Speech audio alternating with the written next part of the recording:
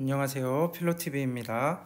오늘은 미치광이 로저 찌질이 그러나 철학자야를 읽어보는 시간을 갖도록 할 거예요. 그래서 우리 청소년 친구들이 또 많은 사람들이 간단한 이렇게 철학자들을 살펴보면서 삶의 지평을 조금씩 넓혀갈 수 있기를 바랍니다.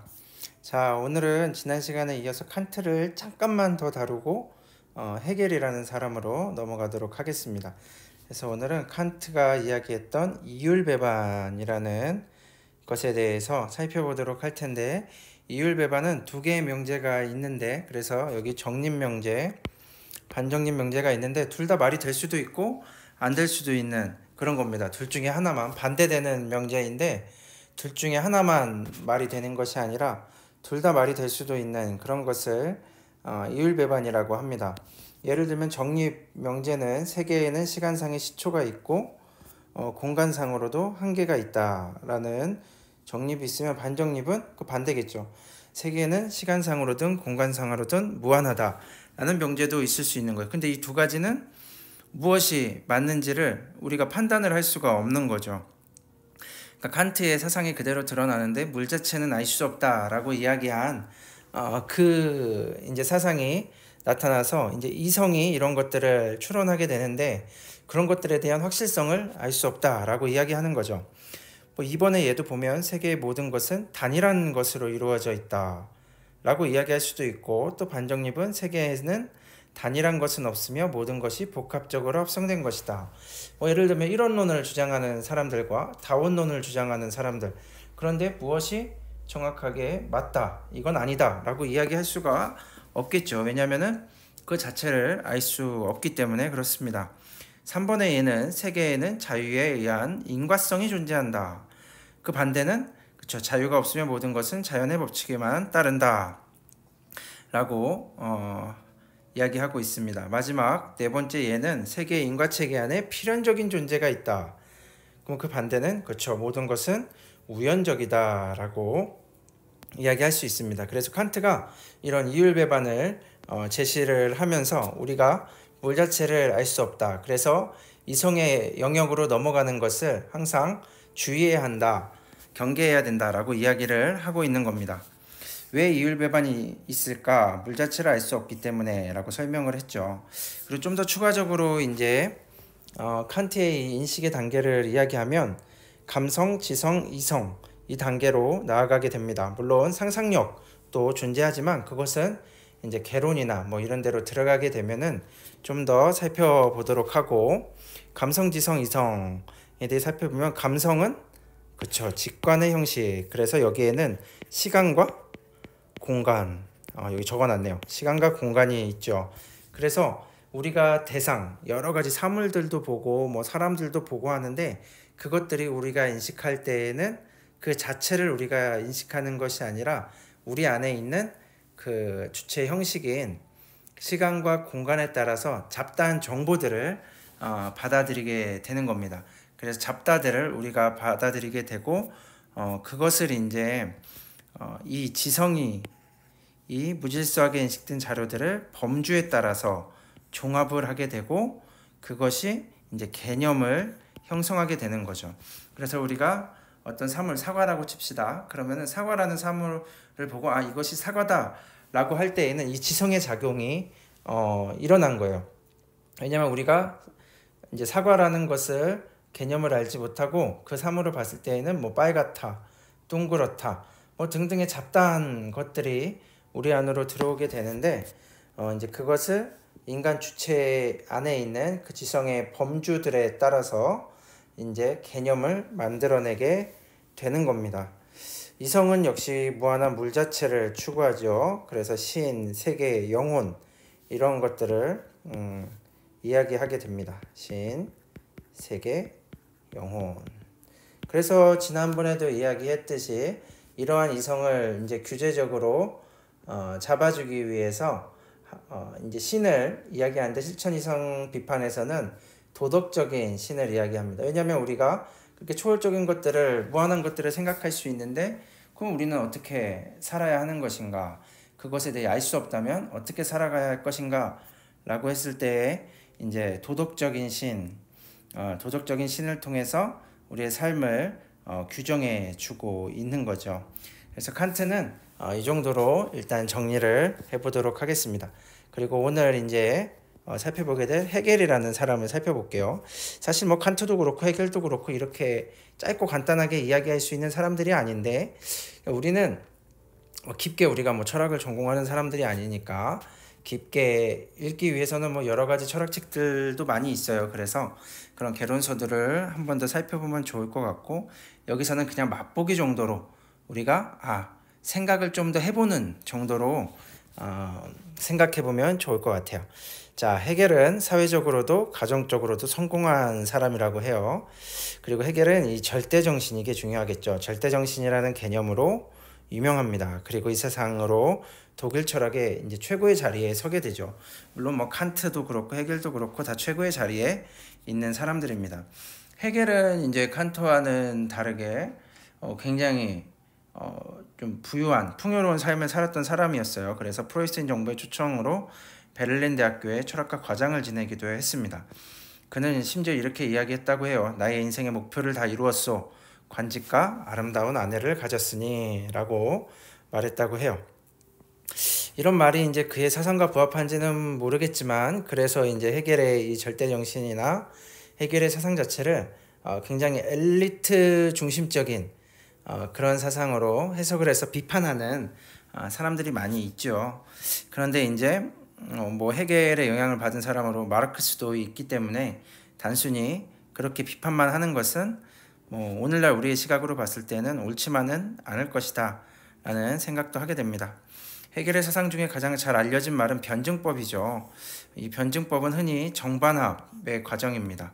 그래서 하나의 명제가 있고 그에 반대되는 명제가 나오게 되고, 그것이 이제 종합된 종합 명제가 등장하게 되는 거죠. 이 과정을 계속해서 올라가다 보면은 이제 절대 정신에 이르게 되는 겁니다. 그래서 우리가 맨 처음에 감각적인 인식을 통해서 어떤 대상을 바라보고 그 대상을 인식하는 게 이것이 이제 이것이다 라고 했을 때 아니야, 이것이 아닐 수도 있어, 아니야 라는 반명제가 등장을 하게 되고, 그러면 또 그 다음 단계로 넘어가게 되죠. 뭐 감각의 단계에서 뭐 지성의 단계로 넘어가게 되고 또 자아의 단계로 넘어가게 되고, 이런 계속 과정들을 겪으면서 절대정신에까지 올라가게 됩니다. 그래서 하나의 명제나 사실이 있으면 그것에 대한 부정을 하게 되고 새로운 종합에 도달합니다. 이것은 좀 이따가 또 살펴볼 거예요. 그래서 변증법에 따르면 모든 사물은 일시적인 것이고 운동의 절대성을 가지며 모든 현실은 필연성과 합리성을 가지고 있다. 우리가 보기에 세상은 정지해 있는 것 같지만 사실은 운동 안에 있는 것이다 라고 이야기를 하고 있어요. 그리고 이것은 모두 이제 이성으로 빨려 들어가게 되죠. 그래서 이 운동이 정말로 다양성을 인정하는 운동인가 라는 거에 대해서는 우리가 고민해 볼 필요가 있을 것 같아요. 자, 헤겔 철학의 중심엔 아까도 이야기했지만 절대정신이라는 것이 있어요. 절대정신은 세상 만물의 법칙을 관통하는 우주의 본질과 이성의 절대적인 형식이다. 즉 가장 근본적인 원리가 되면서도 전체인 그것이 바로 절대정신입니다. 저자의 말을 한번 들어볼까요? 헤겔의 철학체계는 커다란 원과 같아서 우리가 원의 비교를 많이 하죠. 그래서 계속해서 이렇게 순환하는 거예요. 자아의식에서 출발해 세 단계를 거쳐 절대정신으로 회귀했다. 한마디로 정신이 자아를 초월하고 자아를 분열시키며 자아를 소외시킨 뒤에 다시 자아로 돌아왔다 라고 이야기를 하고 있어요.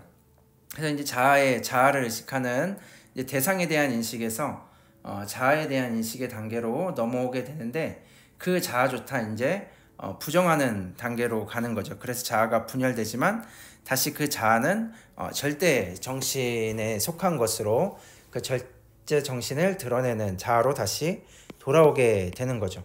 그래서 모든 과정이 다시 절대 정신으로 회귀하는, 이렇게 환원되는 그런 구조를 가지고 있습니다. 헤겔의 정신현상학이라는 책을 보면 부정의 과정은 감각, 곧 대상에 대한 인식으로부터 자아로 나아가게 됩니다. 그래서 즉자, 대자 뭐 이런 개념들이 등장을 하게 되죠. 그리고 대상에 대한 감각적 긍정은 금방 부정을 거쳐서 지성의 단계로 나아갑니다. 그리고 결국 그러한 인식을 만들어내는 자아에 대한 성찰을 하게 되죠. 즉 대상이 이것이다 라고 했는데 이것이 아니다 라는 그런 부정의 결과가 나왔으면 이제 어떤 것으로 종합되느냐, 이게 결국 나의 생각으로부터 자아에 대한 자아에 의해서 나오는 것이구나 라고 생각을 하게 되는 거죠. 그렇게 종합이 됐다가 그 자아도 이제 또 부정이 되는 그런 과정을 겪게 됩니다. 그래서 결국에는 이제 절대정신이라는 원리이자 전체로 나아가게 되는 것이죠. 헤겔의 논리학이라는 책은 매우 중요한 저서입니다. 그는 논리는 존재의 바탕이며 정신은 만물이기 때문에 사유의 법칙과 실제의 법칙은 불가분의 관계에 있다. 왜냐하면 절대 이성을 강조하기 때문에 당연한 결과라고 할 수 있겠죠. 그래서 역사도 굉장히 중요하게 인식이 됩니다. 왜냐하면 그것이 다 이 절대 정신의 역사이기 때문에 그렇겠죠.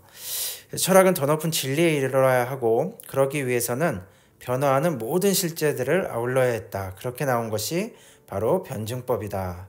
처음에도 말했듯 변증법은 명제와 반대 명제 그리고 종합 명제로 나아가는 과정을 이야기하는데 여기서 이 아우페벤이라는 지향이라는 단어가 굉장히 중요합니다. 즉 종합 명제라고 하는 것은 명제와 반대 명제의 부정이 아니라 말 그대로 높은 차원에서 하나를 이루는 것이죠. 즉 그 두 가지를 다 가지고 가는 겁니다. 그래서 헤겔 안에 이 다양성이라는 것이 인정된다라는 결과가 나오게 되는 거죠. 그런데 결국은 절대정신으로 다 환원되기 때문에 정말로 그 다양한 것들이 진짜로 인정되는 것이냐라는 물음을 다시 한번 던져볼 수가 있는 겁니다. 그래서 이제 나중에 헤겔 좌파 우파로 이렇게 나뉘게 되는 거죠. 헤겔은 자연의 역사와 정신세계를 끊임없이 운동하고 또 변화하고 발전하는 과정으로 인식했다. 헤겔의 세계는 이성이 지배하는 세계였으며 모든 우연적인 것 같은 사건 뒤에는 이 필연성이 숨어 있다고 믿었고 또 주장했다고 합니다. 그래서 그는 나폴레옹을 보며 절대정신이 온다라고 말한 것으로 유명한데 이렇게 보면 그의 절대정신이라는 것이 과연 무엇일까 좀 많은 생각을 하게 됩니다. 아마도 이런 마인드가 이제 동양을 무시하는 그의 태도로 나타나게 되죠. 그의 저서 곳곳에서 이 동양을 무시하는 태도가 드러나게 되는데 그래서 이 동양의 학자들 중에는 헤겔을 좋아하지 않는 사람들이 굉장히 많이 있습니다. 자, 우리 이제 마지막으로 헤겔에게 역사가 중요한 이유는 모두 절대정신의 순환 안에 들어있기 때문이겠죠. 그 과정 안에. 하지만 헤겔의 사상은 후대에 헤겔 좌파 우파로 나뉘어져서 완전 다른 길을 걸을 정도로 그의 사상에 대해서 우리가 섣부른 편견을 갖는 것은 잠시 주머니에 넣는 것이 좋습니다. 그리고 헤겔에 대해서 좀 더 많이 공부를 한 뒤에 그러면 뭐 공부를 많이 하면 많이 할수록 더 편견에 사로잡히기는 어렵겠죠. 그렇죠? 공부를 많이 하면 많이 할수록 이제 점점 더 열린 시각을 갖게 되고 또 다양한 시각을 갖게 되기 때문에 그런 편견이라는 것은 사실 뭐 한 번만 본 사람들이 갖게 되는 그런 것이라고 볼 수 있겠습니다. 그래서 적어도 그의 정신현상학을 읽어보기 전까지는 말이다. 나중에 꼭 정신현상학이라는 책을 읽어보기 바랍니다. 물론 어렵죠. 당연히 어렵지만 그래도 한 번, 두 번, 한 번 정도는 그래도 한번 이렇게 읽어볼 만한 물론 한 번 읽고 이해가 되진 않겠지만 한 번 정도는 접해볼 만한 책이 아닌가라는 생각을 하게 됩니다. 네, 오늘 청소년 인문학 이번 시간에는 헤겔을 살펴보았고 다음 시간에는 이제 헤겔의 영향을 받은 마르크스, 저자가 전공한 사람이기도 한 이 마르크스라는 사람에 대해서 살펴보도록 하겠습니다. 네, 오늘 강의의 내용이 강의라고 하기도 좀 부끄럽지만 오늘의 내용이 조금이라도 유익했다면 구독과 좋아요 또 알림 설정을 부탁드리겠습니다. 감사합니다.